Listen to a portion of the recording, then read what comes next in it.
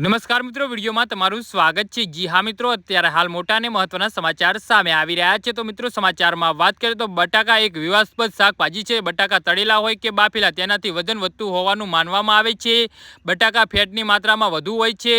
શું બટાકાથી ખરેખર વજન વધે છે? પોષણ અનુસાર બટાકાને સંતુલન આહારનો એક ભાગ હોઈ શકે છે। બટાકામાં ભરપૂર માત્રામાં ફાઇબર, વિટામિન અને આયર્ન રહેલા હોય છે। જી હા મિત્રો, અત્યારે હાલ મોટા સમાચાર સામે આવી રહ્યા છે।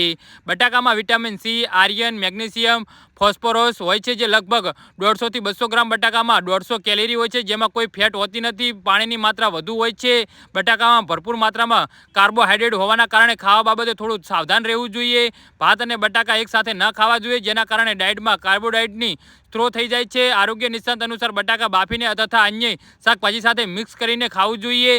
પ્રોટીનથી ભરપૂર ભોજન સાથે બટાકા ન ખાવા જોઈએ, નહીંતર પચી શકતા નથી। સપ્તાહમાં એકવાર બટાકા ખાઈ શકો છો। તળેલા બટાકા ક્યારે ન ખાવા જોઈએ? બટાકામાં ભરપૂર માત્રામાં vitamin C, potassium, magnesium, antioxidant અને વિટામિન બીનો એક સારો સ્ત્રોત છે।